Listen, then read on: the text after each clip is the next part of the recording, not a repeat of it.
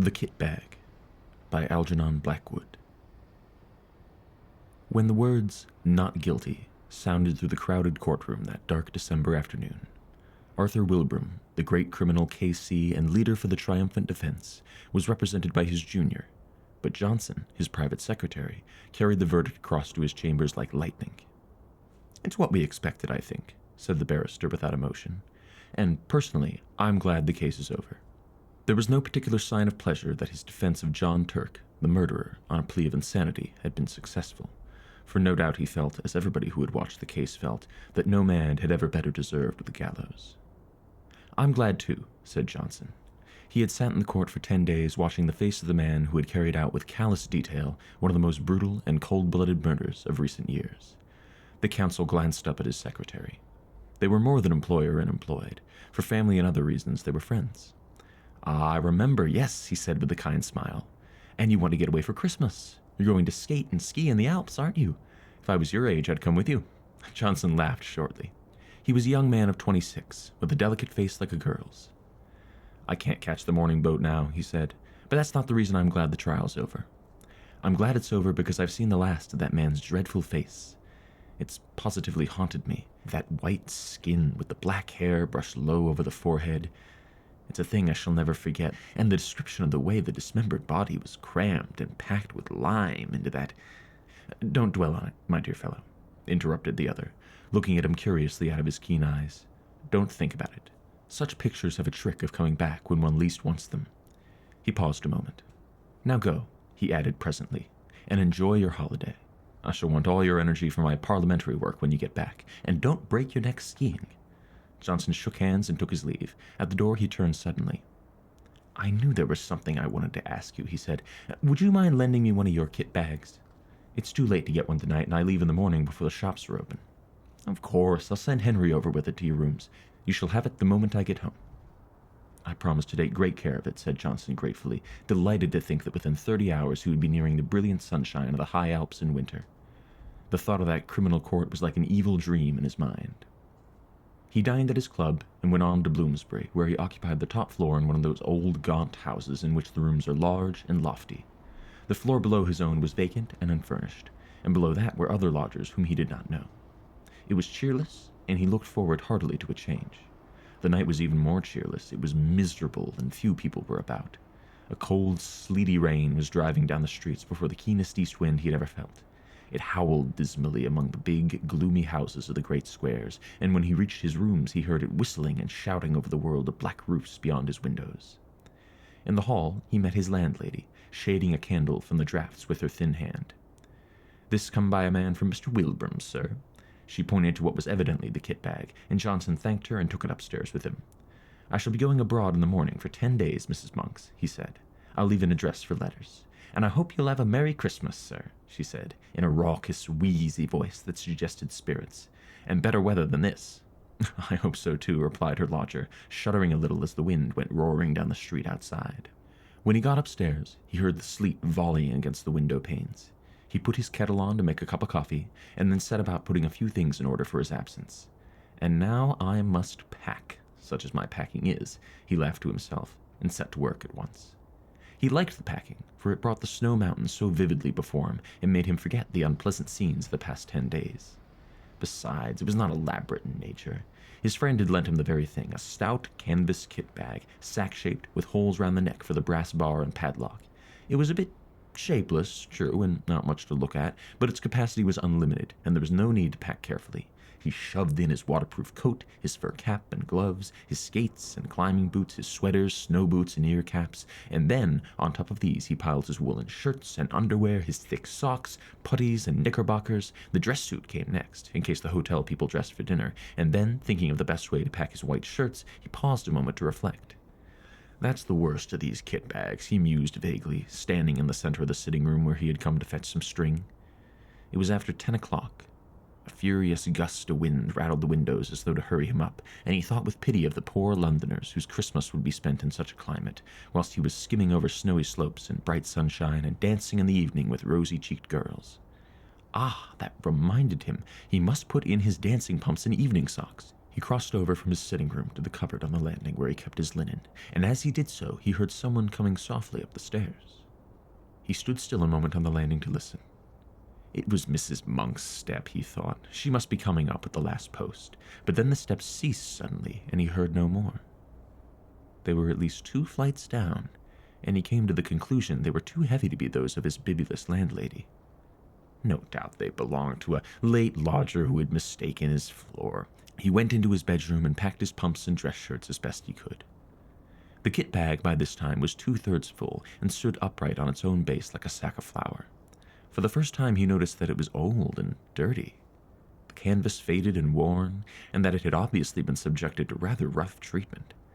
It was not a very nice bag to have sent him, certainly not a new one or one that his chief valued. He gave the matter a passing thought and went on with his packing. Once or twice, however, he caught himself wondering who could have been wandering down below, for Mrs. Monks had not come up with letters, and the floor was empty and unfurnished. From time to time, moreover, he was almost certain he heard a soft tread of someone padding about over the bare boards. Cautiously, stealthily, as silently as possible, and further, that the sounds had been lately coming distinctly nearer. For the first time in his life, he began to feel a little creepy. Then, as though to emphasize this feeling, an odd thing happened. As he left the bedroom, having just packed his recalcitrant white shirts, he noticed that the top of the kit bag lopped over toward him with an extraordinary resemblance to a human face. The canvas fell into a fold like a nose and forehead, and the brass rings for the padlock just filled the position of the eyes. A shadow, or was it a travel stain? For he could not tell exactly. It looked like hair. It gave him rather a turn, for it was so absurdly, so outrageously like the face of John Turk, the murderer. He laughed and went into the front room where the light was stronger. That horrid case has got on my mind, he thought. I shall be glad of a change of scene and air. In the sitting room, however, he was not pleased to hear again that stealthy tread upon the stairs, and to realize that it was much closer than before, as well as unmistakably real. And this time he got up and went out to see who it could be creeping about on the upper staircase at so late an hour. But the sound ceased. There was no one visible on the stairs. He went to the floor below, not without trepidation, and turned on the electric light to make sure that no one was hiding in the empty rooms of the unoccupied suite. There was not a stick of furniture large enough to hide a dog. Then he called over the banisters to Mrs. Monks, but there was no answer, and his voice echoed down into the dark vault of the house and was lost in the roar of the gale that howled outside. Everyone was in bed and asleep, everyone except himself and the owner of this soft and stealthy tread. My absurd imagination, I suppose, he thought. It must have been the wind after all, although it seemed so very real and close, I thought. He went back to his packing. It was by this time getting on toward midnight. He drank his coffee up and lit another pipe, the last before turning in. It's difficult to say exactly at what point fear begins, when the causes of that fear are not plainly before the eyes. Impressions gather on the surface of the mind, film by film, as ice gathers upon the surface of still water, but often so lightly that they claim no definite recognition from the consciousness. Then a point is reached where the accumulated impressions become a definite emotion, and the mind realizes that something has happened. With something of a start, Johnson suddenly recognized that he felt nervous, oddly nervous. Also that for some time past the causes of this feeling had been gathering slowly in his mind, but that he had only just reached the point where he was forced to acknowledge them. It was a singular and curious malaise that had come over him, and he hardly knew what to make of it. He felt as though he were doing something that was strongly objected to by another person, moreover, who had some right to object.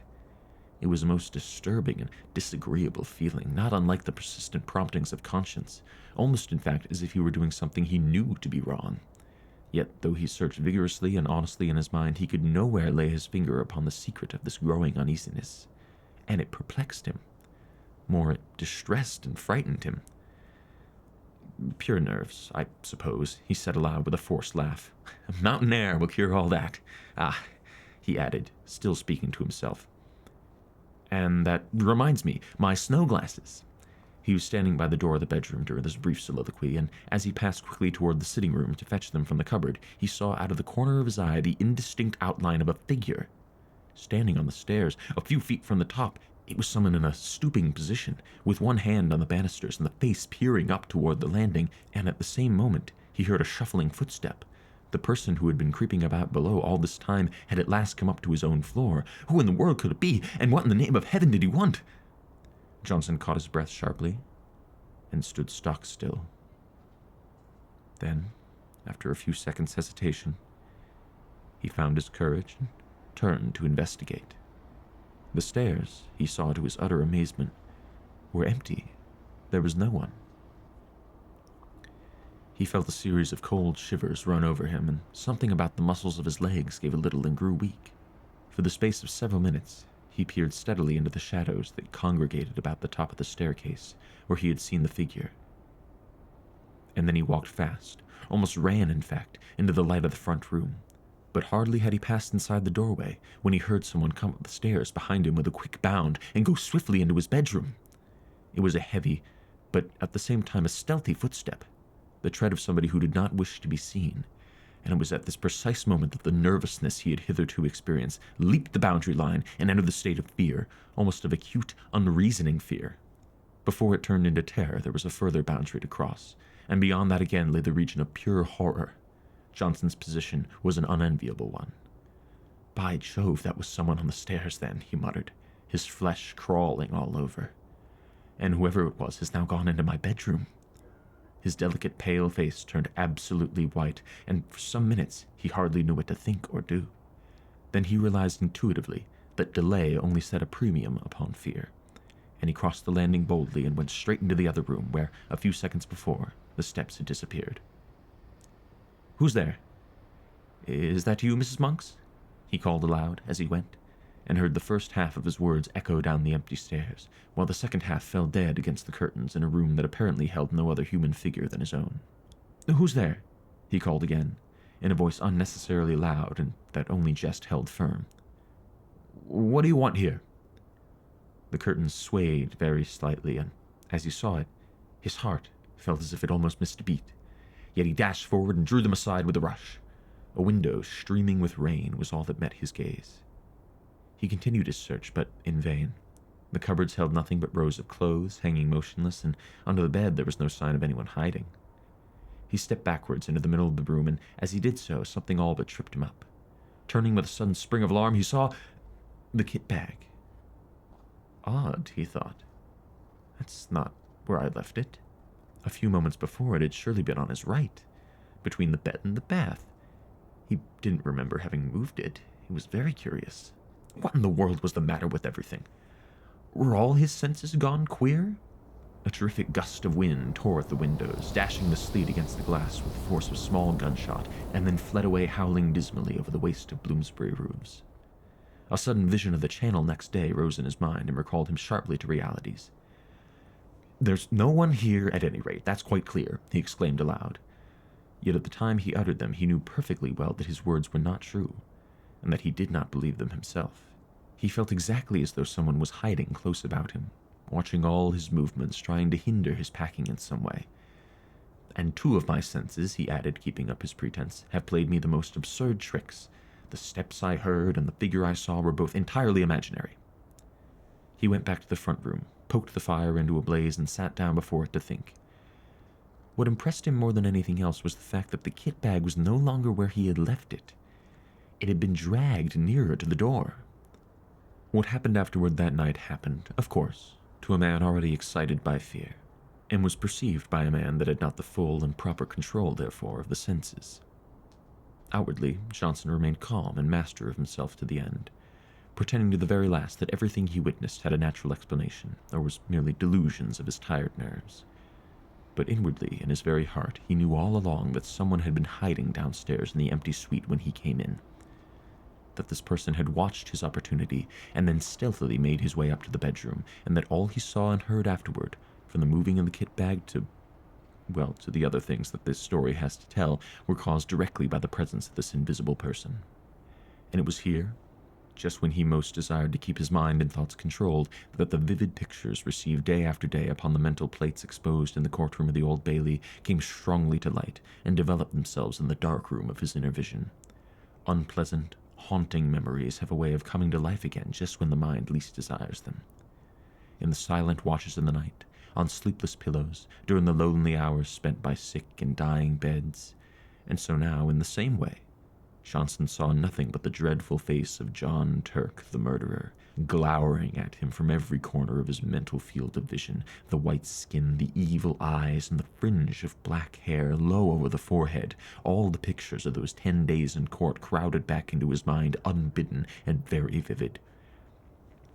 "This is all rubbish and nerves," he exclaimed at length, springing with sudden energy from his chair. "I shall finish my packing and go to bed. I'm overwrought, overtired, and no doubt at this rate I shall hear steps and things all night." But his face was deadly white all the same. He snatched up his field glasses and walked across to the bedroom, humming a music hall song as he went, a trifle too loud to be natural, and the instant he crossed the threshold and stood within the room, something turned cold about his heart, and he felt that every hair on his head stood up. The kit bag lay close in front of him, several feet nearer to the door than he had left it, and just over its crumpled top he saw a head and face slowly sinking down out of sight as though someone were crouching behind it to hide. And at the same moment, a sound like a long-drawn sigh was distinctly audible in the still air about him between the gusts of the storm outside. Johnson had more courage and willpower than the girlish indecision of his face indicated, but at first such a wave of terror came over him that for some seconds he could do nothing but stand and stare. A violent trembling ran down his back and legs, and he was conscious of a foolish, almost a hysterical impulse to scream aloud. That sigh seemed in his very ear, and the air still quivered with it. It was unmistakably a human sigh. "Who's there?" he said at length, finding his voice. But though he meant to speak with loud decision, the tones came out instead in a faint whisper, for he had partly lost the control of his tongue and lips. He stepped forward so that he could see all round and over the kit bag. Of course there was nothing there. Nothing but the faded carpet and the bulging canvas sides. He put out his hands and threw open the mouth of the sack where it had fallen over, being only 3 parts full, and then he saw for the first time that round the inside, some 6 inches from the top, there ran a broad smear of dull crimson. It was an old and faded blood-stain. He uttered a scream and drew back his hands as if they had been burnt. At the same moment, the kit bag gave a faint but unmistakable lurch forward toward the door. Johnson collapsed backward, searching with his hands for the support of something solid, and the door, being further behind him than he realized, received his weight just in time to prevent his falling, and shut to with a resounding bang. At the same moment, the swinging of his left arm accidentally touched the electric switch, and the light in the room went out. It was an awkward and disagreeable predicament, and if Johnson had not been possessed of real pluck, he might have done all manner of foolish things.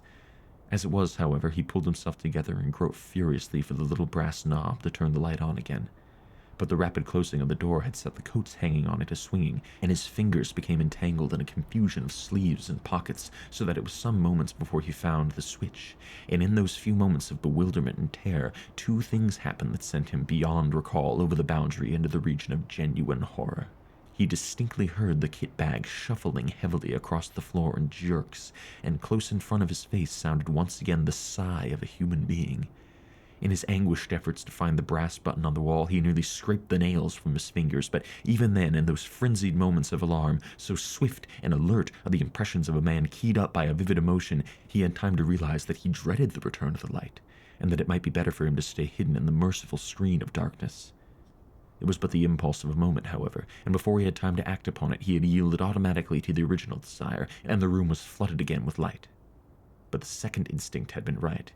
It would have been better for him to have stayed in the shelter of the kind darkness, for there, close before him, bending over the half-packed kit bag, clear as life in the merciless glare of the electric light, stood the figure of John Turk, the murderer. Not 3 feet from him the man stood, the fringe of black hair marked plainly against the pallor of the forehead, the whole horrible presentment of the scoundrel, as vivid as he had seen him day after day in the Old Bailey, when he stood there on the dock, cynical and callous, under the very shadow of the gallows. In a flash, Johnson realized what it all meant. The dirty and much-used bag, the smear of crimson within the top, the dreadful stretched condition of the bulging sides. He remembered how the victim's body had been stuffed into a canvas bag for burial, the ghastly, dismembered fragments forced with lime into this very bag, and the bag itself produced as evidence. It all came back to him clear as day. Very softly and stealthily, His hand groped behind him for the handle of the door, but before he could actually turn it, the very thing that he most of all dreaded came about, and John Turk lifted his devil's face and looked at him.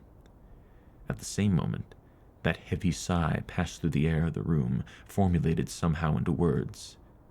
"It's my bag, and I want it." Johnson just remembered clawing the door open and falling in a heap upon the floor of the landing as he tried frantically to make his way into the front room. He remained unconscious for a long time, and it was still dark when he opened his eyes and realized that he was lying stiff and bruised on the cold boards. Then the memory of what he had seen rushed back into his mind, and he promptly fainted again. When he woke the second time, the wintry dawn was just beginning to peep in at the windows, painting the stairs a cheerless, dismal gray, and he managed to crawl into the front room and cover himself with an overcoat in the armchair, where at length he fell asleep. A great clamor woke him. He recognized Mrs. Monk's voice, loud and voluble. "What, you ain't been to bed, sir? Are you ill, or has anything happened? And there's an urgent gentleman to see you, though it ain't 7 o'clock yet, and who is it?" he stammered. I'm all right, thanks. Fell asleep in my chair, I suppose." "Someone from Mr. Wilbrum's, and he says he ought to see you quick before you go abroad, and I told him—" "Show him up, please, once," said Johnson, whose head was whirling, and his mind was still full of dreadful visions. Mr. Wilbrum's man came in with many apologies, and explained briefly and quickly that an absurd mistake had been made, and that the wrong kit bag had been sent over the night before.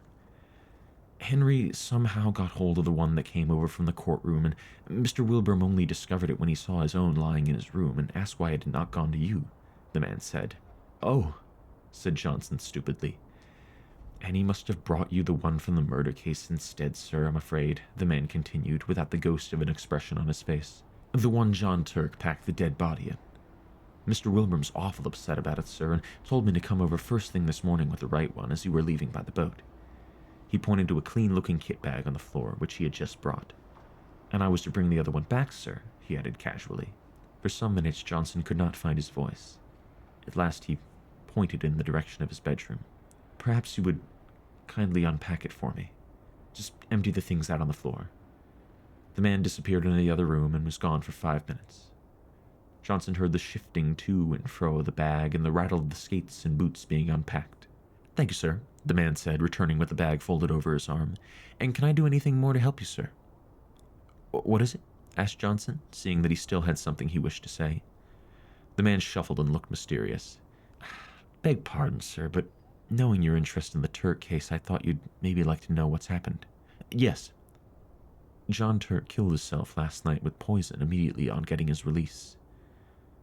And he left a note for Mr. Wilbrum saying as he'd be much obliged if they'd have him put away, same as the woman he murdered, in the old kit bag." "What time did he do it?" asked Johnson. 10 o'clock last night, sir, the warder says."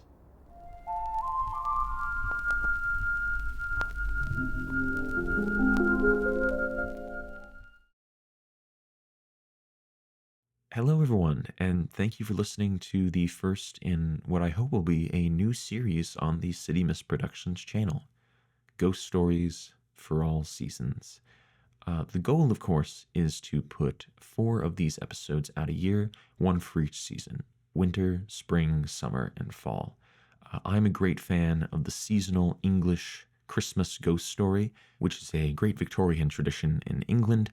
Not as much a thing in the United States where I live, but I'm very fond of it, and so I decided to maybe try my hand at that kind of thing with this first installment, The Kit Bag by Algernon Blackwood. This is a story that I hadn't read before selecting it for this show, but my selection for this opening episode, it came down to maybe half a dozen stories that I'd heard good things about, vaguely sort of wintry ghost stories. This was among them. This immediately became my choice when I gave it a read, and it genuinely frightened me. Even reading it now for all of you at home, I had a genuine chill running down my back during a few moments. I'm someone who's very frightened by the concept of home invasions, and so this sort of supernatural bent on a home invasion really did chill me to my bones, and so it was an easy pick when I made the selection. This show is meant to be an audio-only program. So going forward, these episodes will just be my voice telling you a bit of a ghost story, accompanied by some very light illustration for the story itself. So for this story, we just have an illustration of the titular kit bag. I've wanted to do some more audio-based content on my channel for a while. I've been told for several years that I have a good voice for audiobooks, for radio, and so I figured I'd try my hand at it and get to work on something that I can make maybe a little more regularly than my films.